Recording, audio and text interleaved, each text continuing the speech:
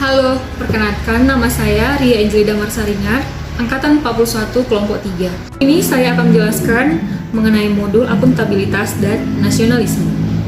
Akuntabilitas merujuk pada kewajiban setiap individu, kelompok, ataupun institusi untuk memenuhi tanggung jawab yang menjadi amanahnya, yaitu menjamin terwujudnya nilai-nilai publik. Aspek-aspek akuntabilitas.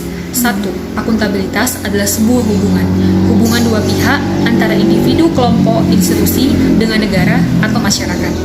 2. Berorientasi pada hasil. Hasil yang diharapkan ialah aparat pemerintah yang bertanggung jawab, adil, inovatif, serta hasilnya maksimal.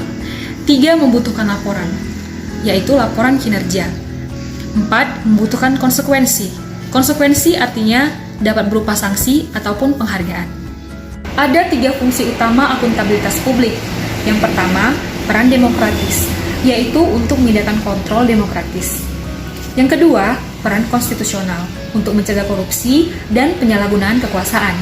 Yang ketiga, peran belajar, untuk meningkatkan efisiensi dan efektivitas. Dan nilai-nilai dasar akuntabilitas.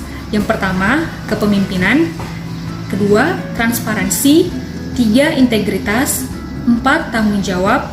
5. Keadilan. 6. Kepercayaan. 7. Keseimbangan.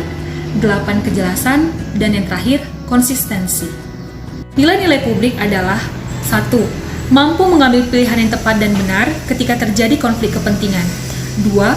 Memiliki pemahaman dan kesadaran untuk menghindari dan mencegah keterlibatan PNS dalam politik praktis. 3. Memperlakukan warga secara sama dan adil dalam penyelenggaraan pemerintahan dan pelayanan publik.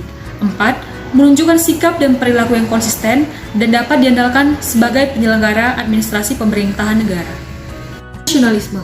Nasionalisme adalah sikap politik dari masyarakat suatu bangsa yang mempunyai kesamaan kebudayaan dan wilayah serta kesamaan cita-cita dan tujuan.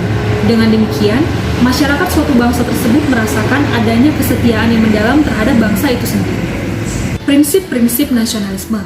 Yang pertama, hasrat untuk mencapai kesatuan. Yang kedua, hasrat untuk mencapai kemerdekaan. Yang ketiga, hasrat untuk mencapai keaslian.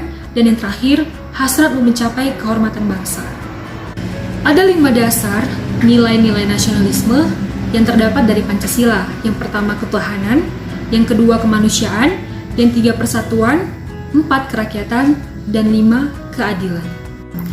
Wujud nyata ketuhanan yang Maha Esa dalam perilaku sehari-hari antara lain jujur dan mempunyai integritas, hormat pada hak orang lain, hormat pada aturan dan hukum masyarakat, punya etika sebagai prinsip dasar dalam kehidupan sehari-hari, tidak korupsi dan tidak laku koruptif, sabar, jiwa besar, dan berprasangka baik.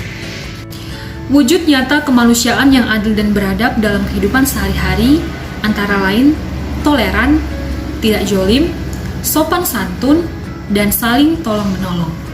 Nyata persatuan Indonesia dalam kehidupan sehari-hari. 1. Rukun dan damai. 2. Menjaga keutuhan bangsa.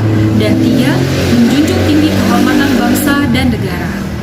Wujud nyata sila keempat, kerakyatan yang dipimpin oleh hikmat kebijaksanaan dalam permusyawaratan perwakilan di kehidupan sehari-hari antara lain mau mendengar pendapat orang lain, siap menang, tetapi juga siap kalah, sportif, selalu sesuai aturan main, mematuhi undang-undang yang berlaku, bertanggung jawab, tolong-menolong, dan tidak anarkis. Wujud nyata keadilan sosial bagi seluruh rakyat Indonesia dalam kehidupan sehari-hari adalah tidak serakah, tepat waktu, mau bekerja keras, saling membantu, dan mau menabung atau investasi.